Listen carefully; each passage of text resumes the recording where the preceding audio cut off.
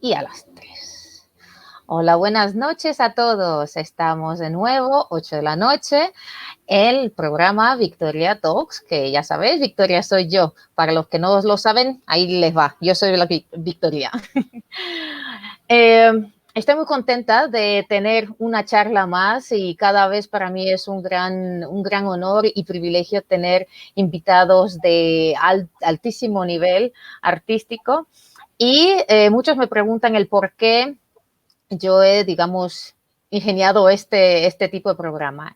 Les cuento. Este proyecto fue una creación en tiempos estos llenos de incertidumbre y confusión. Entonces, para muchos artistas, los medios acostumbrados de expresión han desaparecido por ahora. Y por lo cual, este canal es un medio para poder hablar, desahogarse musicalmente o artísticamente y poder conectar el mundo artístico con el público normal que podría ser nuestro público el día de hoy.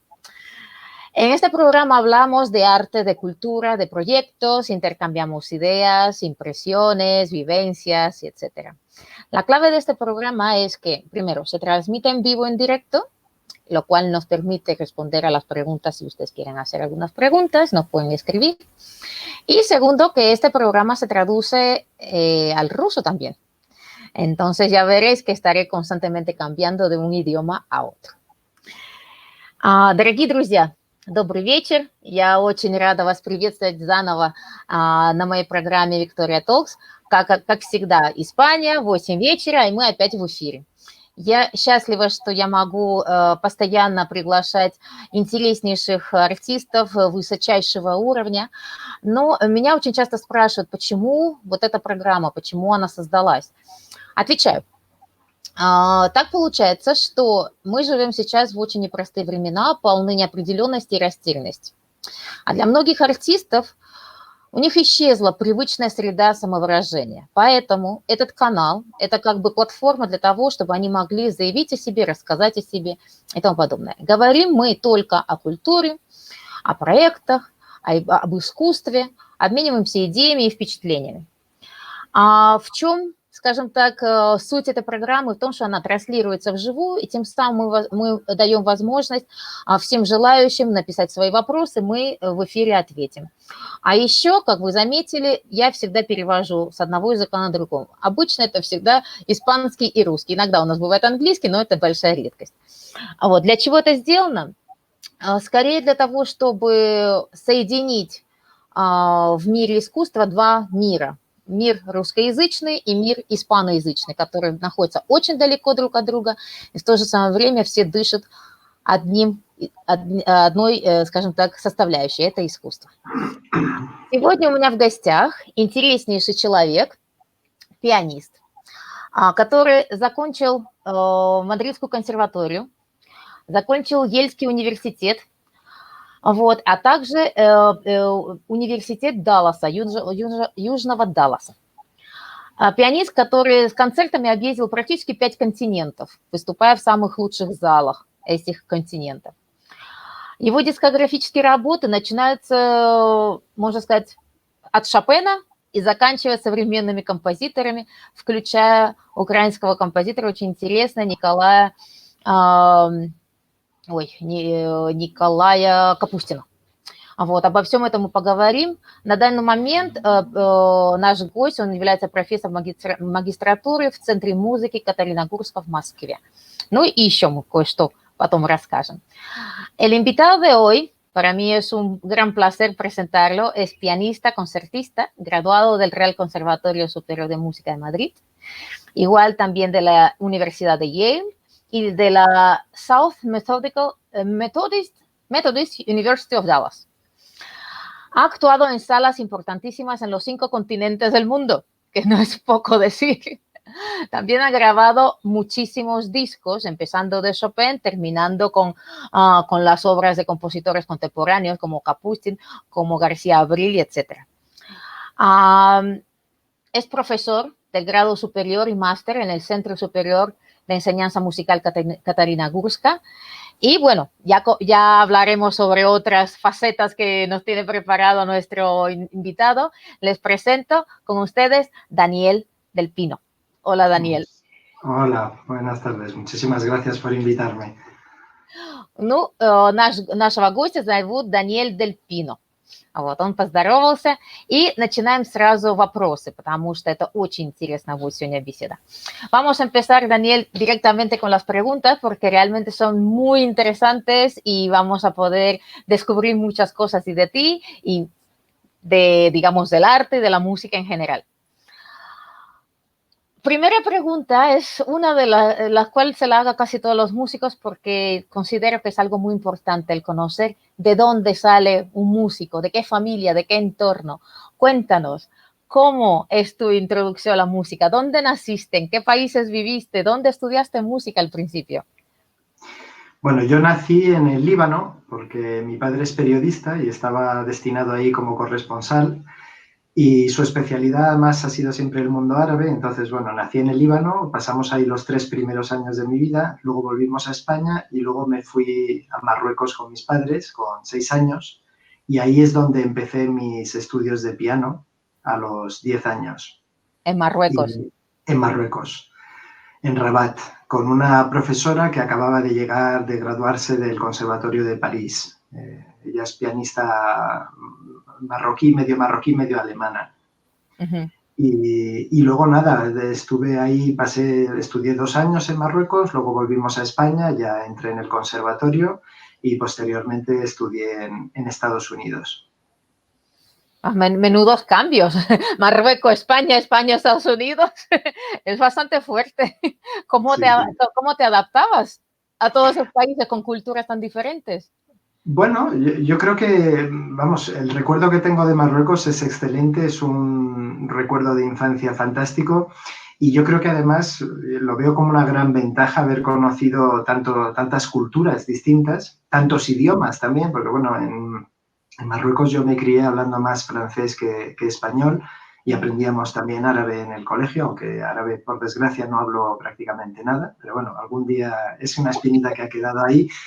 Y luego Estados Unidos, es decir, yo creo que es una ventaja enorme el estar inmerso en tantas culturas distintas, ¿no? Te abre el horizonte muchísimo. Vale, voy a traducir, Даниэль, con tu permiso. Sí. Первый вопрос, который задала Даниэлю, связан с его детством. Даниэль Дель Пино вообще родился в Бейруте, в Ливане, вот, а начал свое образование в Марокко. Вот, в Рабате. Все связано с тем, что его отец был журналистом, вот, и именно он работал в арабском мире, поэтому вот такая вот связь. После того, как ему повезло очень, в Марокко он занимался с прекрасным педагогом, с молодой пианисткой, которая закончила в тот момент германскую консерваторию, вот, и тем самым, конечно, у него было хорошее начало, и он с самого начала понимал, что он настолько влюблен в музыку, благодаря своей учительнице молодой, которая вот столько в него внедрила его в музыкальный мир. После этого они уезжают в Мадрид, и он поступает уже в консерваторию, Королевскую консерваторию Мадрида знаменитую. Вот, а после этого он поступает уже делать свою аспиратуру в университет Йеля. Вот, то есть это, я у него спросила, как же все-таки 3 страны настолько разные, даже 4, как ты адаптировался к каждой стране? И Даниэль говорит, что, конечно, все воспоминания о Марокко и об Соединенных Штатах и тому подобное настолько позитивны, и благодаря этому он говорит на нескольких языках, он впитал в себя несколько культур, и благодаря этому даже он это ощущает даже в своей фортепианной работе, музыкальной работе. Daniel, ¿consideras que esa riqueza que has obtenido siendo pequeño de multicultura, ¿no? te haya ayudado a ser un músico tan, digamos, único? Bueno, yo creo que ciertamente todas las experiencias que cada uno tiene a lo largo de su vida constituyen la personalidad del músico, ¿no? Es decir, eso al final sale siempre fuera. Y yo sí que considero que es una peculiaridad mía, digamos, justamente el haber conocido tantas culturas tan lejanas en un sentido, aunque bueno, Marruecos está muy cerca, pero al mismo tiempo está lejos en un sentido, ¿no? Y sí que lo noto, y también cuando enseño también creo que el haber conocido otras culturas me hace entender que, bueno, que hay muchas maneras de entender la música, muchas maneras de recibirla y de transmitirla. Y voy a citar solo un pequeño ejemplo a modo de anécdota que siempre me gusta mencionar. Sí. Y es que yo he dado clases magistrales a menudo en países árabes, ¿no? Y una cosa que me resultó curiosa una de las veces es en un concierto, había un momento que había un acorde de dominante muy fuerte y que la gente empezó a aplaudir allí, ¿no? Entonces, claro, sí, pero realmente, claro, es que su música no está basada en esa relación tonal de la dominante tónica, ¿no? Entonces, para ellos fue un momento digamos, de animación de algo que parecía muy intenso y lo recibieron como algo, como un final, ¿no? Y claro, no, en nuestra música, digamos, occidental, creemos que eso es lo único que hay, ¿no? Pero claro, la música de ellos es, generalmente, armónicamente, no está bastante estable, no se mueve tanto, ¿no? Entonces, bueno, son pequeños detalles, pero que hacen entender muy bien cómo cada uno interpreta y siente la música, ¿no? И перциве las cosas diferentes, sí. Sí. Насчет того, я спросила у Даниэля, как на него повлияло тот факт, что он жил в стольких странах с детского возраста, повлияло ли это на его исполнительский талант. Он сказал, что особенно ему это помогает в его педагогической деятельности, потому что он дает мастер-классы, очень часто его приглашают именно в арабские страны, потому что он знаком с культурой арабских стран. И он говорит, как-то есть такой анекдот, он говорит, он играл на концерте, и в произведении он сыграл такой вот мощный аккорд доминанты. И в этот момент вся публика поднялась на ноги, и давайте все хлопать. И он понял, что дело в том, что в их культуре их музыкальный колорит, доминанта, это практически как окончание произведения, то есть это кульминационная кульминационная гармония, на которой можно закончить. То есть у них нет, как у нас, скажем, доминанта обязательно должна быть тоника, у них совершенно по-другому, и они воспринимают музыку по-другому, и они воспринимают произведения по-другому. Вот, поэтому знать вот это вот разносторонность культурную, это очень важно, очень интересно y очень сильно помогает. Eso es un dato bastante interesante, Daniel, esto de lo de multicultural, porque a veces no te imaginas las cosas que puedes aprender viviendo en otro país. Sí, desde luego. Vale. Ahora, hablando del entendimiento de la música, ¿consideras, desde tu punto de vista, consideras que para entender y saber escuchar la música clásica, se debe desarrollar una tradición hacia ella? O podemos, digamos, se podría comenzar a introducirse a la música clásica por propia curiosidad. A ver, yo lo primero que diría es que yo creo que existen muchos niveles de disfrute, de apreciación y de estar, digamos, de la forma en que uno escucha, ¿no?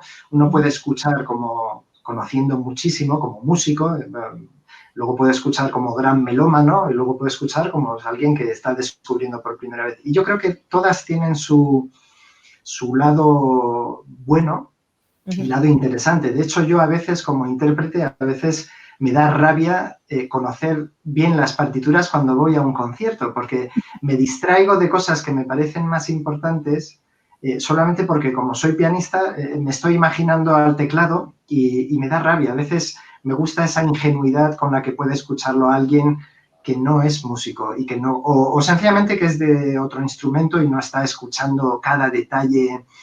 Entonces, yo creo que al haber tantos niveles de escucha, todos, digamos, tienen su parte, todos aportan en un sentido. Y a mí, por ejemplo, por poner un ejemplo, mi madre no es una especialista en música, le encanta la música, pero no es una especialista. Mi padre, en cambio, sí es pianista aficionado. Y mi madre muchas veces algo le llega mucho de un concierto y otras veces no tanto, y no siempre tiene que ver con mi sensación de si me ha salido bien o no, pero claramente en algo he transmitido o no he transmitido Y eso me parece muy interesante, buscar eso, ¿no? Esa espontaneidad del que escucha sin un conocimiento grande de la música, ¿no? Entonces tú consideras, por lo que entiendo, es que básicamente cualquier persona es capaz de escuchar y sentir la música clásica, ¿correcto? Desde luego, sí, sí.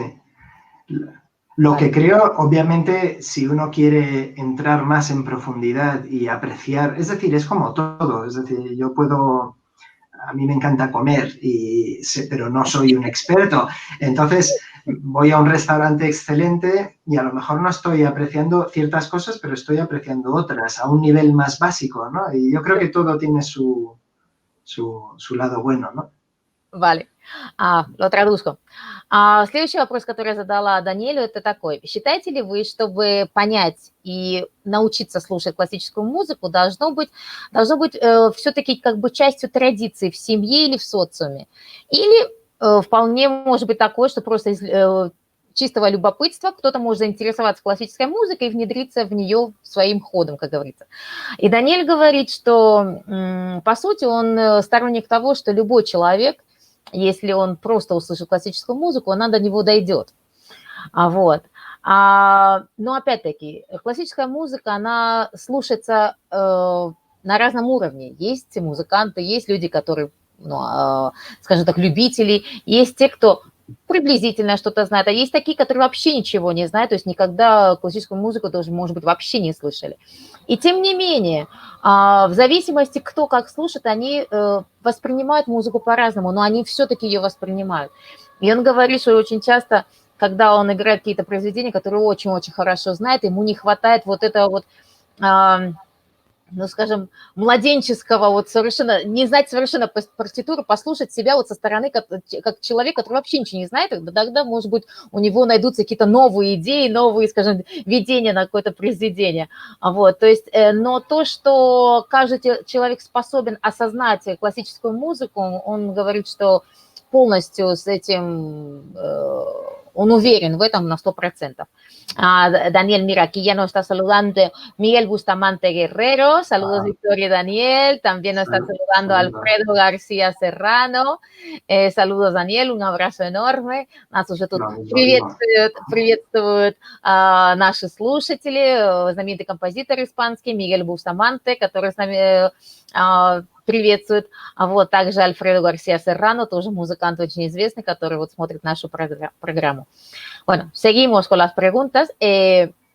Otra cosa, el despertar la curiosidad hacia la música clásica en los niños y en la sociedad. ¿Cómo se debería hacer? Bueno, pues mira, uniendo esta pregunta con algo que se me ha quedado de antes de la anterior que quería comentar, sí, yo creo que a veces hemos echado,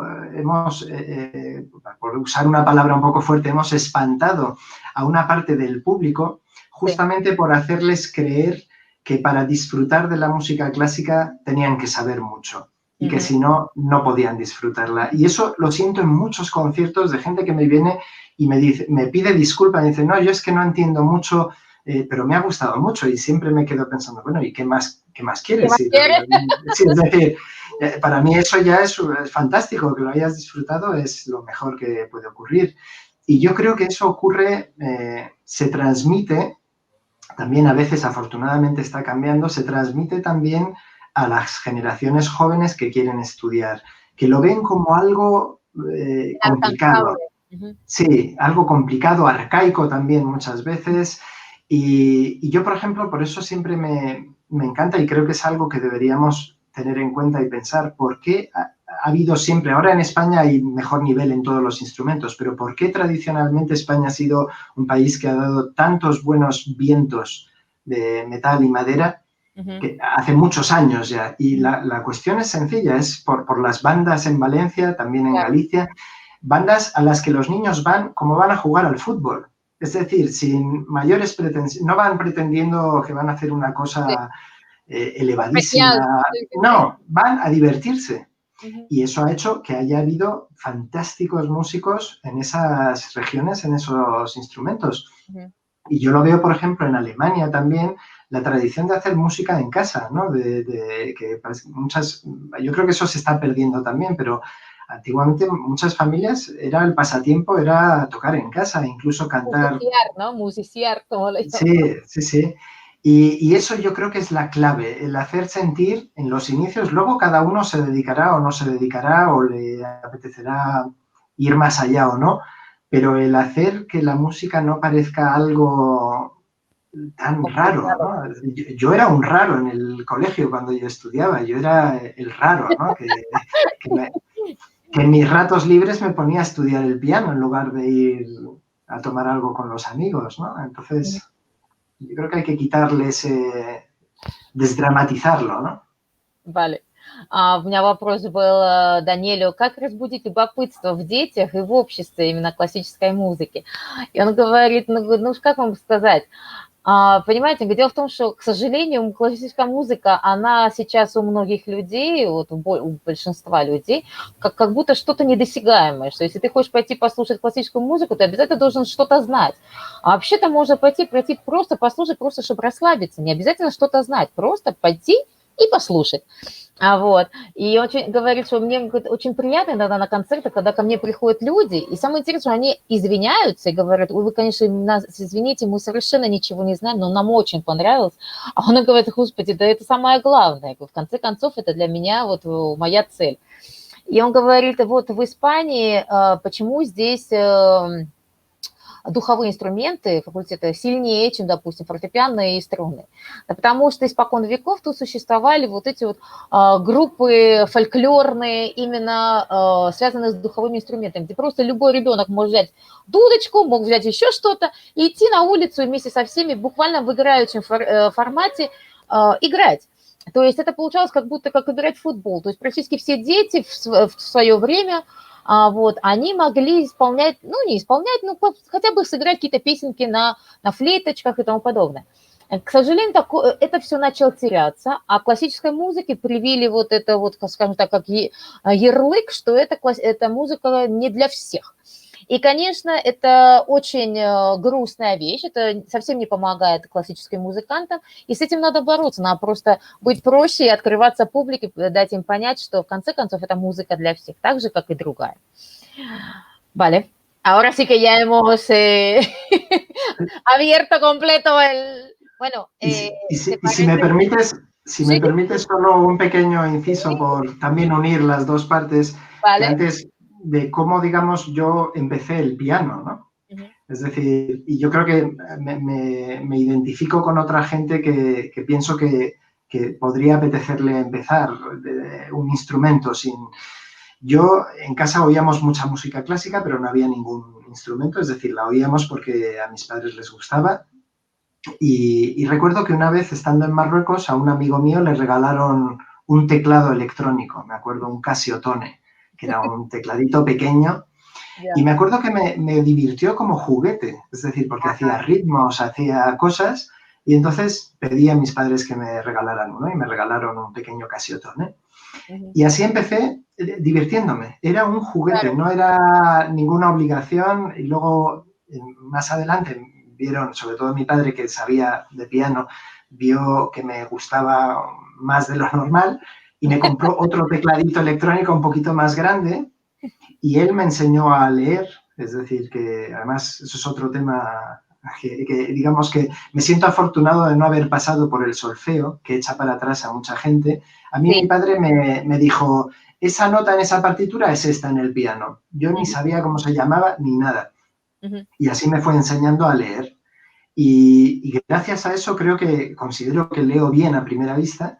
Y es mucho porque, digamos que fue todo por diversión de pequeño, todo. Luego ya obviamente de más mayor. Básicamente tu padre te enseñó un lenguaje, no era algo como que tienes que aprender porque estos son estas cosas son así, era un lenguaje más. Entonces tú te has introducido como de manera natural, ¿no? A ello. Exacto, sí. Vale. очень интересно сейчас он рассказывает историю, как он вообще познакомился с классической, вообще с музыкой. И так получилось, что в семье у него никто не музыкант, но родители всегда любили слушать музыку дома, особенно классическую музыку, его папа. Вот. Но в доме не было никаких инструментов, и тут вот в Марокко его другу подарили маленький синтезатор. Вот. И тогда он делал там какие-то ритмики, какую-то совершенно полную ерундишку, но это так его завлекло, и он попросил: мама, папа, можете мне подарить такой? И родители ему подарили такой инструментик. Через год, конечно, отец уже потихонечку увидел, что ребенку начинает это нравиться больше и больше, подарил ему инструмент немножко побольше. Вот. И тут уже отец взялся за голову и давай его учить нотам. Ну, конечно, отец не профессионал, он просто научил нотам так, как он их слышит, он больше такой слухач был. И он говорит, что благодаря этому для него читать ноты, это читать с листа, вот совершенно как еще один язык. Вот он читает очень легко с листа, у него нет никаких проблем. И, может быть, благодаря тому, что у меня не было сольфеджио с самого начала, и меня не долбили теории, а все было на практике, все было через слух, и я играл то, что я хотел. Потом это, конечно, перешло в более профессиональную, но первые годы это было все в форме игры. Вот, тем самым это меня завлекало больше и все. Oye, estoy traduciendo lo más rápido que puedo, ¿eh? Aquí tenemos a Montse Creus, que nos saluda desde Creixell, desde el pueblo donde yo hago el ciclo de mis conciertos. Hola, Montse. Y bueno, seguimos porque tenemos muchas cosas súper interesantes que hablar. A ver, ahora vamos a pasar a la parte, ¿qué te parece? Si hablamos de los discos o si quieres que hablemos sobre tus programas. ¿Qué te apetece más? Pues empezamos con los discos, si quieres. Vamos con los discos. A ver, tú has grabado muchísimos discos, bastante. Y lo que a mí me ha impresionado es que en los programas que tú escoges para esos discos, por ejemplo, cuando yo vi que grabaste todos los estudios de Chopin, es algo inusual, y luego los ciclos de Goyescas de Granado también completos, y bueno, después también sigues con más Chopin, sigues grabando luego música de compositores más contemporáneos, y aparte trabajas con unos músicos espectaculares como Ara Malikian, como Ludmila Anguilov, grabas obras de Jorge Grudman, grabas obras de Nikolai Kapustin. Son compositores de países diferentes, con estilos muy diferentes. ¿Cómo tú llegas a todas esas obras y cómo sucede que grabas trabajos tan interesantes, tan poco tocados? Bueno, Chopin es muy tocado, pero todos los estudios Chopin tela. Pero lo haces, no te cortas, porque hay muchos que dicen, no voy a grabar los estudios Chopin porque, bueno, como hay muchas grabaciones, ¿para qué hago una, no? Pero tú te has lanzado en algo tan complicado como los estudios Chopin y has tocado Chopin durante muchos conciertos, ¿no? Entonces, cuéntame, primero, la relación con los músicos con quien has trabajado, porque veo que has trabajado con músicos espectaculares, y segundo, los programas. Eso es lo que también me interesa muchísimo. Bueno, empezaré por el primer disco comercial que grabé, que fueron los estudios de Chopin. Sí. Y aquí otra vez me voy a remontar a Marruecos. Aunque suene curioso, una de las obras que me encantaba escuchar cuando yo no tocaba piano ni sabía nada de música eran los estudios de Chopin. Me encantaba, disfrutaba, escuchaba el disco una y otra vez. Me recuerdo que íbamos muchísimo a Ceuta de pequeño, que en aquel entonces era un viaje, aunque pocos kilómetros, eran muchas horas, sí. Y lo escuchaba una y otra vez. Podían ser 12 veces por viaje, ¿no? Y sí, mis pobres padres debieron acabar del disco. Entonces, cuando mi padre me enseñó a leer, me acuerdo que teníamos la partitura de los estudios en casa y me enseñó a leer con eso. Obviamente yo no podía tocarlo, pero me refiero, las notas me las enseñó con los estudios. Y recuerdo que fue una de las primeras obras que digamos, era una obra que quería tocar, digamos, tenía pasión por esa obra. Y desde muy pequeño tuve claro que si algún día grababa algo, tenía que ser eso lo primero. Y así fue, ¿no? Eso en cuanto al Chopin. Luego, en cuanto a la variedad de estilos, yo en general no soy... Me encanta tocar todos los palos, ¿no? Es decir, me gusta Me gusta lo más contemporáneo de línea dura, me gusta el contemporáneo consonante, como el caso de Jorge Grundmann, me gusta todo. Y por ejemplo, una cosa interesante sobre lo que me has preguntado, mucha gente me preguntó, pero ¿por qué grabas los estudios de Chopin si ya están tan grabados y ya hay tantas grabaciones fantásticas, ¿no? Y justamente yo dije, yo no soy nadie, es decir, justamente porque no considero que sea nadie, voy a grabar lo que me apetece a mí, es decir, yo no voy a pretender dejar un legado, no voy a pretender de ninguna manera hacer la grabación de referencia, es decir, yo grababa lo que me apetecía, bueno, porque así fue una cosa que siempre quise hacer, ¿no? Luego otra música, obviamente sí me gusta el hecho de descubrirla y por supuesto da cierto orgullo y placer pensar que no se ha tocado mucho, ¿no? Que estás en terreno nuevo, novedoso, ¿no? Por ejemplo, las grabaciones de Jorge Grundmann fueron estrenos en su mayoría. Y luego, por ejemplo, las colaboraciones, no sé si te cuento las colaboraciones con los músicos después o Y sigo. después deja que traduzca esto porque ya es bastante interesante ya eso. Pero tú no pierdas el hilo. No, no. Вопрос у меня стоял такой. Даниэль записал огромное количество дисков. Записал, во-первых, это очень интересно, это первый человек, который записывает полное собрание этюдов Шопена, а также полное собрание циклов Гаески, и все в одном диске Гранадоса. Вот. Но также, что меня удивляет, что он не только играет классическую романтическую музыку, у него, понимаете, он может также перейти на современных композиторов с такой же легкостью. Вот, и он записал практически, ну, сделал как бы первый дебют произведения знаменитого Хорхе Грудмана, а также он записал эти произведения, кто их еще до этого не играл. Потом также он записал произведения Николая Капустина. Но самое интересное, что он говорит, понимаете, допустим, что касается Шопена, говорит, в детстве я только слушал Шопена. Говорит, мы куда ни поехали, мог слушать в машине постоянно, то есть по 12 раз в день, все этюды Шопена. И самое интересное, что когда отец его начал учить нотной грамоте, он его учил по этюдам Шопена, потому что других нот не было. То есть для него этюды Шопена это как практически как азбука оказалась. И, естественно, когда он уже начал играть, он говорит, первое, что ему предложили, давай записать диск, первое, что у него было на уме, это записать все этюды Шопена. И он тогда не думал, он говорит, как я там запишу, будут меня сравнивать с другими пианистами. Он говорит, мне просто так хотелось их записать, только потому что, он говорит, я ими жил. То есть это была моя вообще первые шаги к познанию классической музыки. Я настолько любил их, что мне надо было их записать. Вот такая вот интересная история. А сейчас мы пройдем дальше по всем музыкантам, с кем он играл, потому что он играл с величайшими музыкантами. Дя.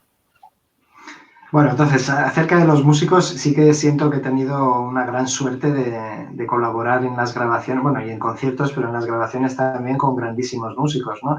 Cuarteto Leonor, Habemus Quartet, José Luis Estellés, Sara Mariquian, Vicent Morelló.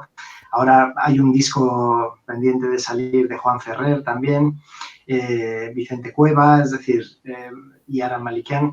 Muchos artistas fantásticos con los que he trabajado. Con Ludmila Angelov, aparte de una gran amistad, nos une también haber tocado a menudo juntos.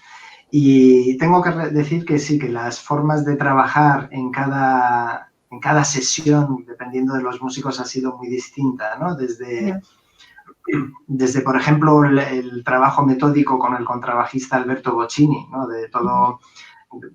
trabajar por tomas, todo muy organizado, hasta el trabajo completamente caótico con Ara Malikian, que es un musicazo al que admiro y una bellísima persona, una de las personas más generosas que he conocido. Y ahora lo que pasa es que, claro, las grabaciones con él son entre 10 conciertos que tiene en esos 3 días que tienes grabación, viene de Valencia, graba 30 minutos contigo algo, luego ha habido historias curiosas para pesadilla del gran técnico de la sesión de sonido, musical, sí, de Javier Monteverde, que se volvió loco con la grabación. pero luego al final, cuando trabajas con un músico como Ara y con alguien como Javier Monteverde, pues al final el resultado es muy bueno, pero nos volvimos locos. En ese proyecto también estaba Susana Cordón, una magnífica soprano, y la verdad es que fue difícil. De hecho, voy a decir un pequeño secreto ahora, espero que no me odien nadie por decirlo, pero en ningún momento tocamos juntos los tres. ¡Ay, qué buena! Para que os hagáis la idea, ¿no? Es Ay, decir, qué buena. grabó la orquesta primero con Susana, Ajá. luego grabé yo y ahora grabó el último. Ay, qué Pero no bueno. nos vimos en el escenario en ningún momento. Qué bueno. Cosas que hace la tecnología del día de hoy. Exacto, sí, sí. Вот теперь вопрос связан с музыкантами, потому что он играл с прекраснейшим музыкантом, например, с Альберто Бочини, с контрабасистом. Он играл с квартетом Леонор, это очень известный испанский квартет. Вот, также с Хосе Луис Эстейес, вот, с Андреасом Пицвицем. Также играл с Винсентом Морейо. И, конечно, с каждым артистом работа совершенно по-разному. И от каждой записи, от каждой работы учишься тому, чему просто нигде в другом месте ты не можешь научиться. Это помимо, что человеческие качества, это музыкальные качества, потому что каждый чувствует музыку по-другому, у каждого свои мысли, у каждого свои видения произведения. А еще когда записывают современную музыку, так вообще, говорит, конечно, говорит, есть музыканты, они более такие консервативные, с ними все вот так, как надо, то есть по пунктам, а есть такие, как Ара Маликян, с которым он тоже записан, говорит, это было просто сумасшествие, он говорит, он уникальный музыкант, он уникальный человек, добрейшей души, открытой души. Вот. Но записывать с ним было это просто сумасшествие, потому что он мог приехать в город там, на пару часов, прибежал, записал, убежал. Вот. Он говорит, представьте, он говорит, если мы записывали произведение вместе с ним, вот, называется «Без сезонов», вот, с оркестром, с камерным оркестром, вот, была певица, был наш гость Даниэль и был Ара Маликян, говорит, они должны были записывать все отдельно, то есть сначала записали певицу, потом записали Даниэля, и, короче, никогда они не смогли совпасть, потому что просто не было времени совпасть им троим. Вот, поэтому, конечно, это была дикая работа для звукорежиссера, потому что он потом должен был все это соединять, все это сделать всю запись, чтобы оно вышло более-менее в хорошем состоянии. Ну, конечно, про каждый диск можно рассказывать и рассказывать, это очень интересные истории. Daniel, ¿en dónde se pueden adquirir los discos? ¿Dónde igual se pueden bajar o en qué plataformas se pueden...? Yo creo que están en las principales plataformas, en Amazon,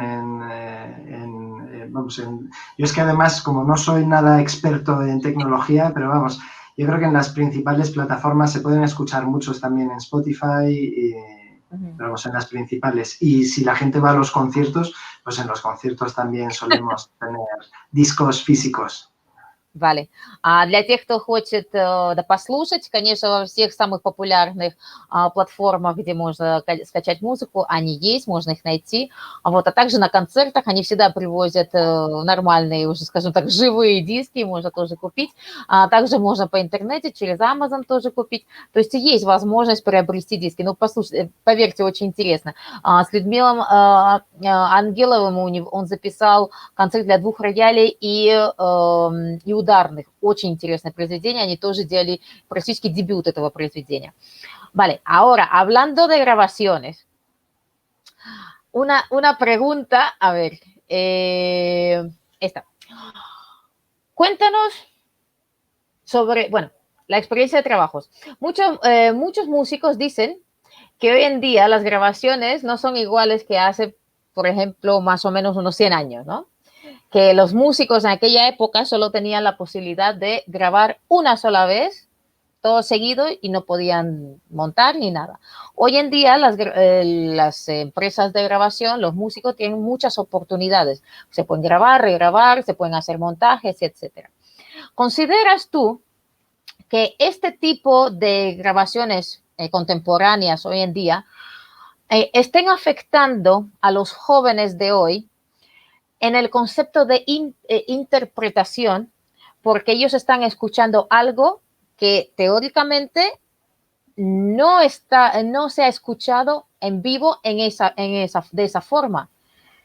No sé si has entendido la pregunta. Sí, perfectamente, sí, sí. Vale, porque realmente es algo muy interesante. Yo ahí esa es una pregunta que me encanta que hagas porque es un tema que hablo mucho con mis alumnos y que es de cierta manera preocupante, ¿no? No Sí. solo ya por las grabaciones que uno hace, digamos, en un estudio con posibilidad de edición y de quitar los errores, sino también por toda la cultura que está tan accesible por Internet, que crea una imagen de los conciertos que a veces es equivocada. Obviamente, un músico no va a poner un concierto en donde le ha salido mal. Va a poner los mejores conciertos que ha tocado o va a hacer una selección, un filtro. Pero para un alumno que no sabe eso, se cree que él toca muy mal porque de vez en cuando tiene un error. Y entonces la obsesión máxima es no tener errores. Y eso creo que es una desgracia para nuestra profesión.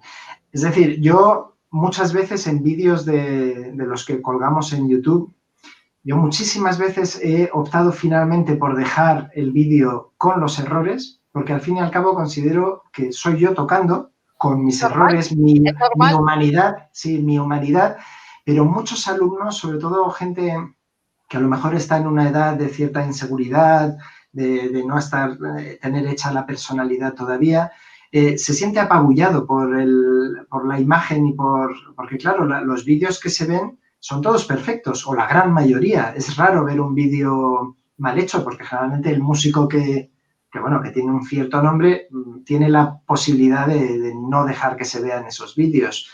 Y yo siempre aconsejo a todos los alumnos que vayan a conciertos, que vean que somos humanos, y que además de un error puede salir algo maravilloso en un concierto. Yo recuerdo algunas veces, parece raro lo que estoy diciendo, pero recuerdo a lo mejor algún concierto en que una nota no me ha sonado y de repente pues pienso, bueno, pues voy a llevar esto a otro lado musicalmente, ya que no me ha sonado voy a dirigir la frase en otra dirección y creo que esa espontaneidad del concierto es maravilloso, es lo que, y refiriéndome a lo que tú acabas de decir de las grabaciones antiguas, eso es una cosa que me da mucha pena que se haya perdido, porque efectivamente hay algo espontáneo.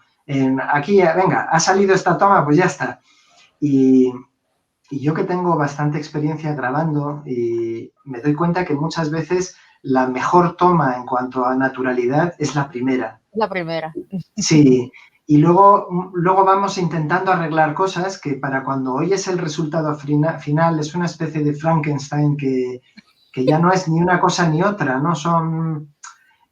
Ya. Yo tengo ahí, pero claro, ya es tan difícil, ya tenemos eso tan metido. Yo, por ejemplo, obviamente yo no puedo permitirme sacar un disco con un error grande, no puedo, ¿no? Sencillamente no, porque la gente lo pone 40 veces y oye el mismo error 40 veces, ¿no? No se mejora con la escucha, ¿no? Sí. Mientras que en un concierto, bueno, uno hace un error, pues ha hecho el error y se olvida a los 10 segundos, se ha olvidado, ¿no? Entonces, básicamente, estamos llegando a un concepto de que las grabaciones hoy en día, en cierta manera, es música falsa.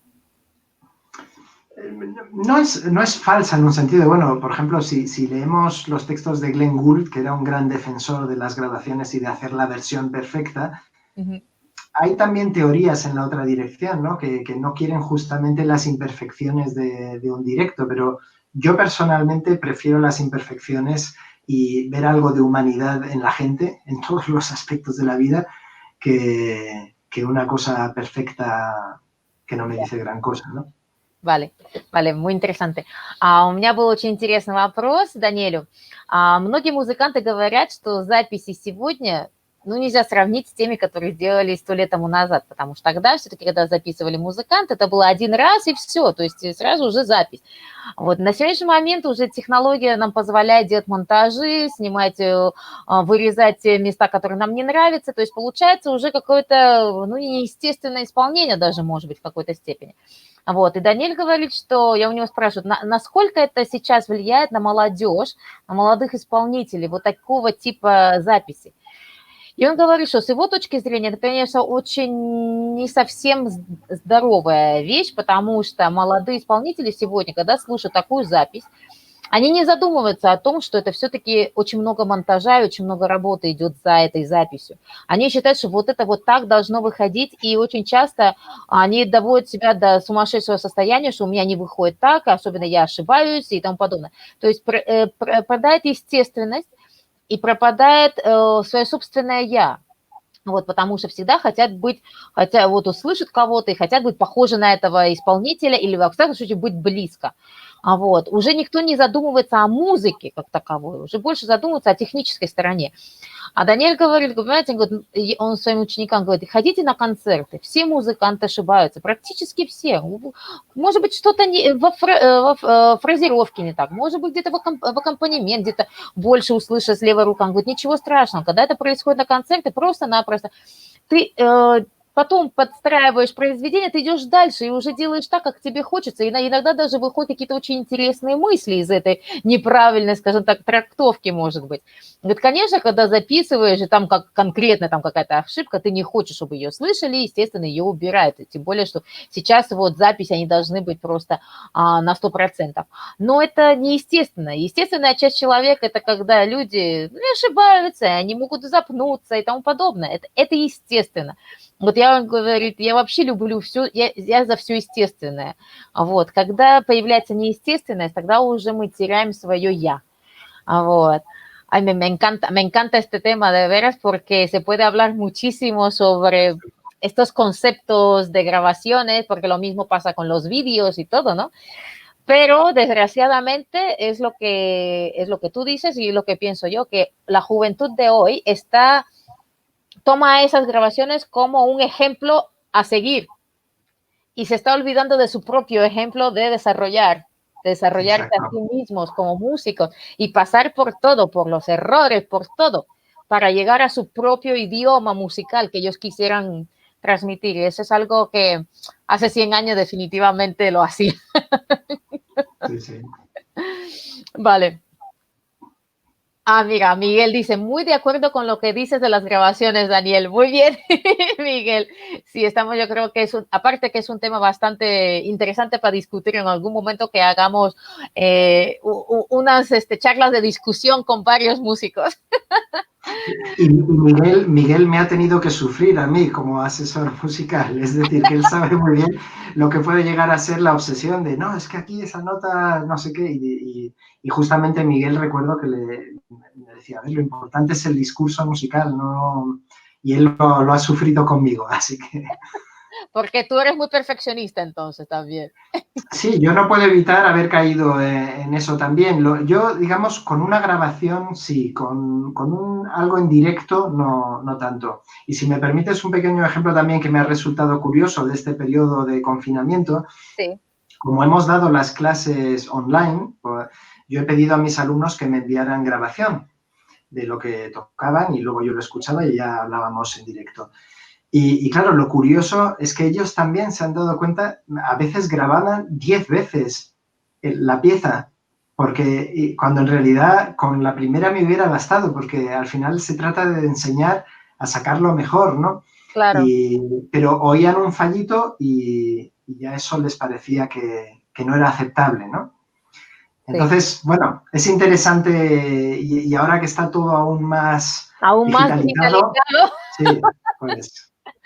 Pues mira, Мигель Бустаманте, знаменитый композитор испанский, он пишет, что он согласен с высказываниями нашего гостя насчет записей и того, что все-таки записи на сегодняшний момент немножко ломают стереотипы у молодежи, у молодых исполнителей, да. А Даниэль говорит, что он работал с ним над произведениями, он был его как бы помощником, и Даниэль очень перфекционист, вот. вот, в какой-то степени, и там, где, допустим, композитор, ему говорит, ну, хорошо, ну, можно так оставить. Он говорит, нет, это должно быть по-другому. И он говорит, ой, наверняка он ужасно просто, он устал от меня, то есть для него это была мука. А Мигель Бустаманте пишет, он говорит, нет, что ты, говорит, для меня это было такое наслаждение. Вот Мiguel Bustamante escribe que disfrutado más que sufrido. Así que es fantástico, es fantástico. A ver, bueno, seguimos con los temas, con el tema también que creo que es bastante interesante en el mundo pianístico, los programas. Porque mirando los programas que tú presentas, honestamente, yo no sé cómo le haces para abarcar tanto repertorio, porque tienes muchísimo repertorio. De hecho, se lo comenté a mi mamá y mi mamá dice, ¿pero qué edad tiene? ¿Cuándo vive? Pero bueno, en fin, que tienes unos programas muy variados. Por ejemplo, el programa de Beethoven me llamó muchísimo la atención porque eran cinco sonatas de Beethoven completas, entrelazadas con los estudios de Ligeti y las obras de compositor contemporáneo Francisco Lara. Entonces, ¿de dónde tú sacas esa inspiración? ¿O tienes alguna idea? ¿O qué es lo que, por ejemplo, para este programa, por qué así ese programa? Bueno, en este programa en concreto, desde los pocos que no es mío, esto fue una iniciativa del CNDM hace muchos años que se hizo aquel maratón en el Auditorio Nacional interpretando toda la obra de Beethoven. Y 9 pianistas españoles nos repartimos las sonatas e interpretamos las sonatas. Luego quisieron darle un vuelco de tuerca y quisieron integrarnos en el Festival de Música Contemporánea de Alicante. Y entonces, como sugirieron mezclar justamente dos compositores muy innovadores para su época, ¿no? Beethoven y Ligeti. Y además de una casualidad que éramos 9 pianistas y existen 18 estudios de Ligeti, entonces, bueno, fue fácil repartir. Y luego añadieron una obra de estreno para cada uno en la que cada uno de nosotros podía elegir un compositor. A mí me pareció fascinante la idea porque efectivamente creo que es muy... Y eso sí lo hago en los conciertos por decisión propia. Me suele gustar mezclar cosas que chocan. Es decir, Beethoven con Ligeti, ¿no? No hacer un... Son bonitos los programas que es una sonata de Beethoven, una balada de Chopin y luego una carnaval de Schumann. Es muy bonito, pero ya hemos oído mucho. ¿A ti te gusta el choque? A mí me gusta mucho el choque y creo que además nos pone la música en una perspectiva distinta, ¿no? De repente nuestros sentidos se avivan. Yo recuerdo hace unos años, hablando de programas curiosos que me recuerda este de Beethoven, hicimos un programa de música de cámara que se llamaba Back to the Future. Bach escrito como Bach, ¿no? Y mezclamos música de Bach con Kapustin, con Isaïe, con también Varese y no recuerdo algo más también contemporáneo. Y claro, un concierto de Brandenburgo y justo después oíamos a Kapustin, ¿no? Y yo creo que coloca a la persona que está escuchando en una actitud mucho más activa que cuando estás escuchando un concierto en donde todo transcurre de forma, digamos, normal, por decirlo de alguna manera. Vale. Sí. A ver, значит, вопрос, который задала нашему гостю, связан с программой. Если посмотреть на его программы, они, конечно, очень интересные, потому что они очень необычные. Он соединяет практически несоединяемое. Например, вот я взяла одну программу. Он играл 5 сонат Бетховена полностью и сочетал их между сонатами. Он играл 2 этюда Ligeti, и он играл 2 композиторов-современников испанских. Вот, то есть, по сути, вроде бы как в нашей голове, как после Бетховена, какого-то современного, а потом опять Бетховен, как будто не получается. А все произошло после того, как начался фестиваль Бетховена, и где 9 пианистов-испанцев должны были в большом зале, концертном зале Мадрида играть все фортепианные произведения Бетховена. Они распределили между 9 пианистами. И вот попалось 5 сонат. Вот. А потом его пригласили на фестиваль современной музыки. Вот. И он тогда решил, ну хорошо, какие произведения могут быть просто шоком. Ему нравится вот это вот состояние шока из одного стиля перейти совершенно глобально в другой, но так, чтобы у людей был просто вот этот вот адреналиновый скачок. Вот. И потом опять переходишь на Бетховена. То есть вот он любит экспериментировать. И самое интересное, что публике очень нравится. Вот не вот этот спокойный концерт, красивый, скажем так, к красивому концерту уже все привыкли, а вот к такому концерту, когда ты на самом деле не знаешь, что тебя ждет через 20-15 минут, конечно, это очень интересно. И смотреть на реакцию, как люди реагируют на современную музыку, это может быть тональная музыка, это может быть не тональная музыка, вот это тоже очень большое, это очень интересно, и это очень важно, потому что людей надо приобщать тоже к современной музыке. Básicamente, he comentado un poquito que tú estás haciendo una labor bastante importante apoyando a los compositores contemporáneos del día de hoy. Algo que, por ejemplo, yo sé que no todas las salas, no todos los programas, cuando invitan a un músico, de cierta manera aceptan que se toquen otros compositores y no sean los compositores que venden, ¿no? Tú sabes a lo que me refiero. Sí. Entonces, el hecho que tú te impliques a romper esas barreras honestamente, es muy importante y es muy valioso hoy en día, muy valioso como intérprete. A ver, te pregunto... Permítame que añada sobre eso, porque Sí. creo que es muy curioso que, especialmente con la música contemporánea, al igual que hay muchas salas en las que no quieren ni siquiera oír hablar de música contemporánea, hay muchos ciclos de contemporánea en donde no quieren oír hablar de nada que no sea de línea dura. Es decir, creo que es un rechazo mutuo y muy desafortunado, porque yo creo que al final lo que debería ser es música, a secas. Que incorporemos Beethoven, un Ligeti, una obra de última composición, y hay también muchísimo odio entre las dos corrientes, digamos, porque dentro de la música contemporánea uno generalmente piensa que toda la música contemporánea es muy disonante, muy de línea dura, y no es cierto. Hay todo tipo de compositores, desde Jorge Grundmann, que es totalmente tonal y consonante, hasta lo más experimental. Y yo creo que es maravilloso que haya de todo. Pero son dos mundos que parecen irreconciliables, ¿no? Es decir, no se aceptan en sus círculos y a mí me parece una pena, ¿no?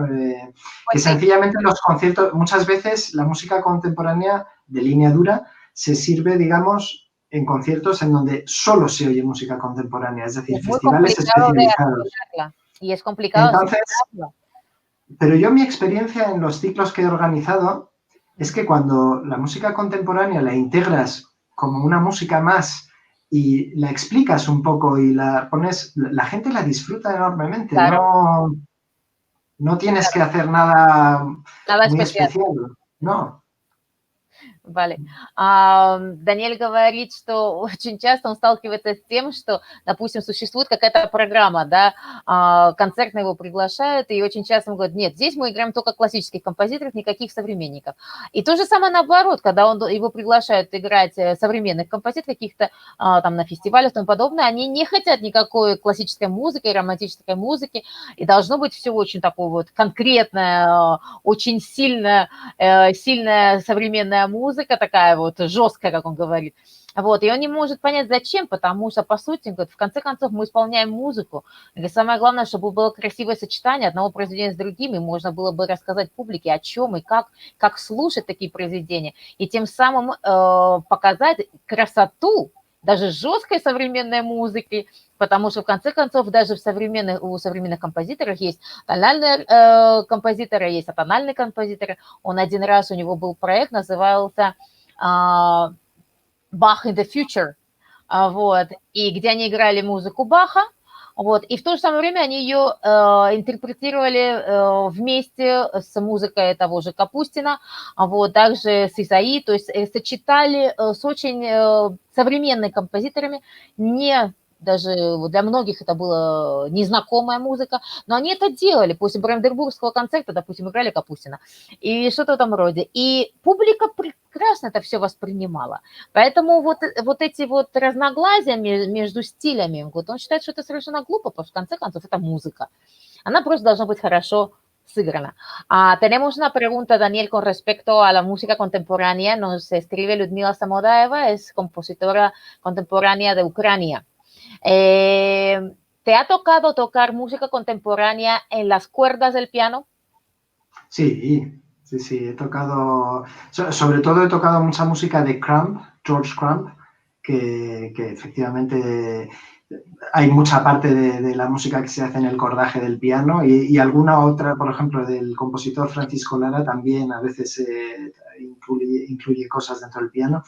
Tengo que decir que la experiencia, la primera vez que tuve que aprenderme una obra de George Crumb tocando dentro del piano, tuve la sensación de estar empezando de cero. Es decir, de ser un niño pequeño que no sabía dónde estaba nada, ¿no? En el piano, no ubicaba nada. Pero bueno, luego es una cuestión de costumbre, de aprender a marcar cosas, de reconocer para hacer los armónicos, pero sí, sí que he tocado música en el cordaje. Ага, в ответ на вопрос Людмилы Самодаевой, да, он играл некоторые произведения, особенно ему повезло с композитором американским Джордж Крампом, вот, где там надо было играть на струнах, и, конечно, в начале для него это было, как будто он начинает заново учиться играть на фортепиано, все было по-новому, но потихонечку он понял, во-первых, как читать эту партитуру, как соединять, скажем так, гармонии и разные возможности физические инструменты. Это было очень интересно, необычно. Вот, ну да, у него была такая работа. Tenemos a Jacqueline Echevarría desde Austria. Hola para los dos. Qué interesante lo del concepto de lineadura. Tendré que ponerme a averiguar cómo se dice en la lengua alemana, lengua que hablo mucho tiempo, pero no recuerdo un concepto parecido. Валя, muy bien. Тут наша слушательница Екатерина Чевария из Австрии, она пишет, что она никогда не слышала про современную музыку, скажем, в жестком стиле. Вот, она будет сейчас искать, если в Германии есть вообще такая концепция современной музыки. Вот, очень приятно. Не забывайте, что вы можете делать вопросы, у нас еще есть 10 минут. Acuérdense que podéis hacer preguntas, nos quedan todavía 10-15 minutos para responder preguntas, porque todavía tenemos muchos temas de qué hablar. A ver, Daniel, bueno, ya que nos queda poco tiempo, vamos a hablar de la parte docente. La parte docente tuya, porque tú eres un tremendo profesor, llevas con muchos años en el ámbito de docencia. Y una pregunta. No siempre un pianista extraordinario es sinónimo de un profesor extraordinario. ¿Correcto? Desde luego. En tu caso de la docencia, ¿qué es lo que te aporta a ti el poder enseñar a los jóvenes? ¿Cómo tú te sientes como profesor? A mí la docencia me ha aportado muchísimo, muchísimo, y voy a explicar el por qué. Yo, como he explicado antes, empecé de forma un poquito autodidacta, con la ayuda de mi padre, pero digamos que casi todo lo fui haciendo yo solo. Tenía facilidad y nunca me paré mucho a pensar en nada, ¿no? Y claro, cuando tienes que explicar algo a un alumno, no puedes decirle, mira, haz esto, y ya está. Tienes que explicarle en qué consiste lo que estás haciendo. Y claro, me ha hecho observarme a mí mismo, descubrir muchísimas cosas de cómo trabajar las obras, y digamos que las cosas que he ido enseñando, en el fondo las he ido incorporando a mi propia forma de estudiar, en lugar de hacer al revés, ¿no? Es decir, me han ido descubriendo muchísimas cosas. Y luego yo creo que el sentir que en cada alumno hay algo, digamos, tan especial por descubrir de cada persona, también hace que de alguna manera entres un poco en ese mundo, ¿no? Y te influya a ti también, ¿no? Es decir, la forma peculiar de cada alumno de tocar, de interpretar, de su forma de estudiar, yo creo que nos aporta muchísimo a los profesores, ¿no? En cierta manera somos también psicólogos, nos convertimos en psicólogos con los alumnos, ¿no? Desde luego, sí, sí. Вопрос, который я задала Даниэлю, связан с его уже педагогической деятельностью.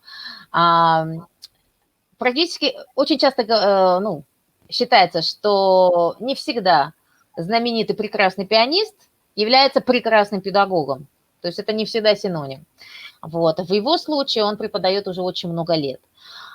Чем является для него преподавание? Что оно ему принесло и как он себя ощущает как педагог? Такой был вопрос.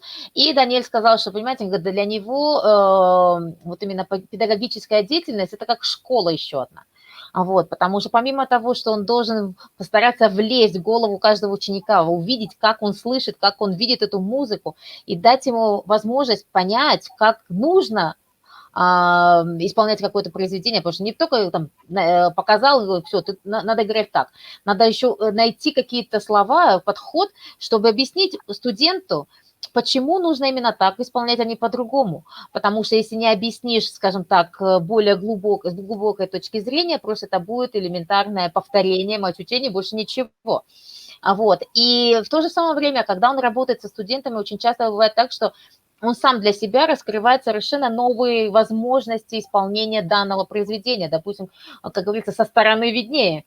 Вот, и поэтому он очень любит преподавать, поэтому он, когда его приглашают на мастер-класс, он ездит с большим удовольствием на них, вот, и у него очень большое количество учеников, но педагогическая деятельность это именно вот то, что дает ему энергию продолжать быть музыкантом, помимо того, что, как солирующий пианист.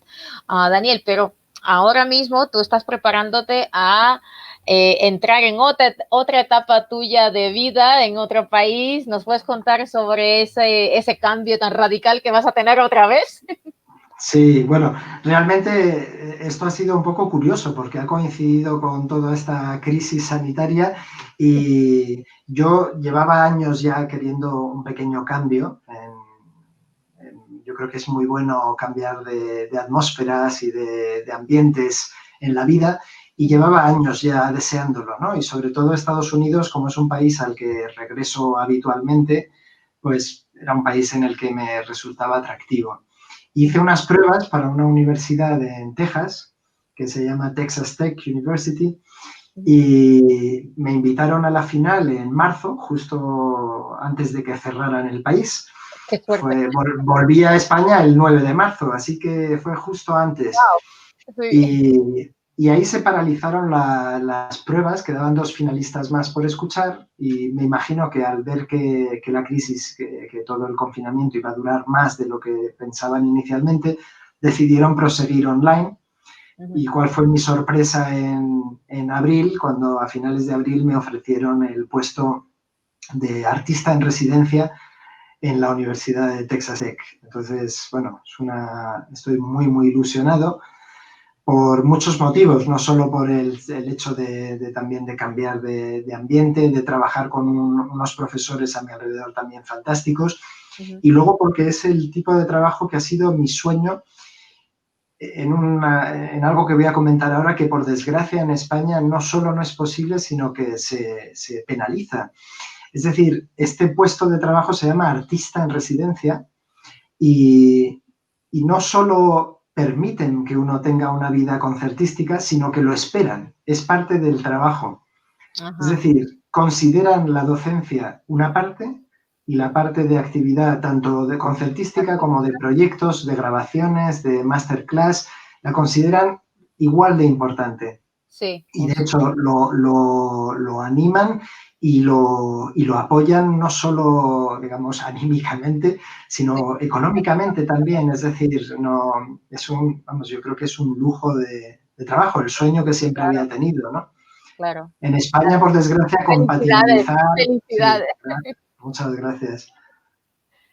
Да, у меня вопрос был также связан с педагогической деятельностью, потому что Даниэль получил совсем недавно, буквально вот сейчас во время корона-пандемии, приглашение, чтобы быть постоянным артистом-резидентом в Texas Tech. технологический университет, но там, где есть также факультет артистический. Вот, и для него это огромнейшее счастье. Он никогда не думал, что он его возьмут, потому что, ну, он подал свои документы, там, прошел там на несколько туров, вот, а на финал он должен был поехать в Соединенные Штаты, он поехал, вернулся 9 марта, на минуточку, а 10 закрыли аэропорт, то есть это практически перед вот этой всей неразберихой, связанная с пандемией, вот, и так получилось, что в апреле вдруг ему пишут, что, вы знаете, мы вас берем на постоянной основе и начинаете вот работать через интернет со студентами. И он уже вот с апреля месяца работает со своими новыми студентами и говорит, что это настолько большое удовольствие, потому что там очень сильные музыканты, там очень сильные артисты. Но что больше всего его радует, это тоже, допустим, почему он взял эту работу, даже не думая дважды. Дело в том, что в Испании, допустим, практически невозможно сочетать педагогическую деятельность и концертную жизнь. Вот, это практически невозможно. А там, наоборот, это является целью этой работы. То есть он как артист, резидентский артист, вот, он должен быть и педагогом, и артистом, он должен постоянно играть. И это, конечно же, это помимо того, что это помогают, и все, это еще и спонсируют. То есть, естественно, для него это огромнейшая удача, огромнейшая возможность. И, как говорится, работа его мечты. Так что скоро наш Даниэль уезжает Sonos State. Es una pena tremenda que te tendrás que ir a Estados Unidos, pero bueno, tenemos internet. No, y seguiré viniendo muy a menudo, eso. Eso espero. Vale, Daniel. Y bueno, creo que vamos a ir terminando porque ya llevamos 1 hora y 10 minutos. Y última pregunta que quiero hablar es sobre los festivales. Tú fuiste organizador del festival Cita con los Clásicos. Y ahora eres también organizador o director artístico del Festival Sierra Musical. Entonces, mi pregunta es que aparte de que estés organizando, tú también tocas en esos festivales.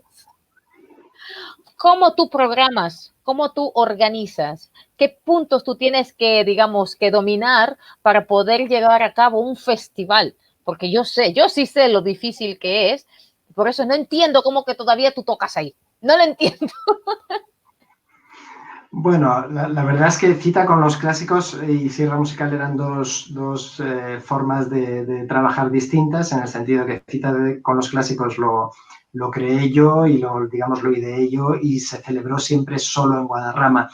Y Sierra Musical es un festival que ya lleva 35 años, en el que yo me uno como director artístico hace 5 años.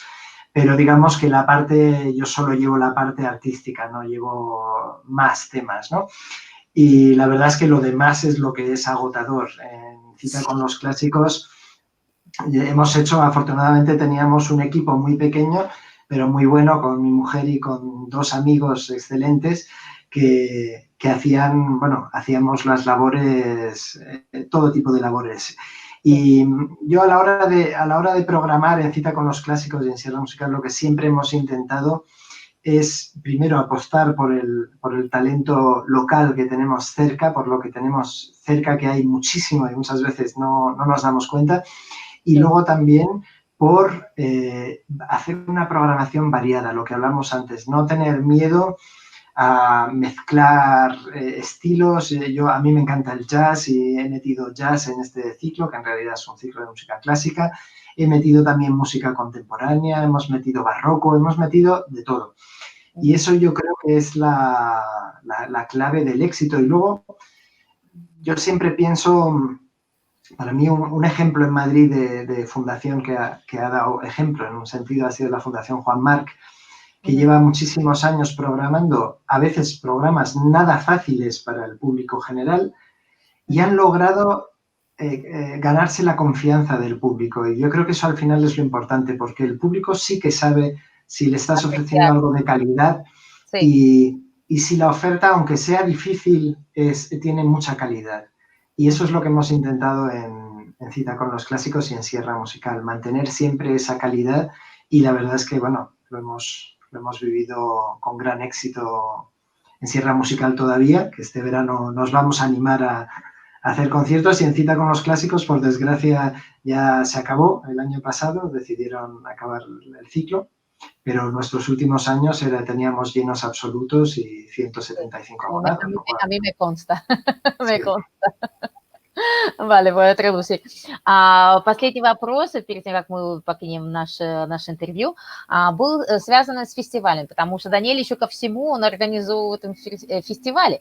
Вот. Один фестиваль он организовал вообще полностью сам, то есть и как организатор, и еще как артист, он еще там играл постоянно. А второй фестиваль, его пригласили как директора, артистического директора, то есть там немножко легче.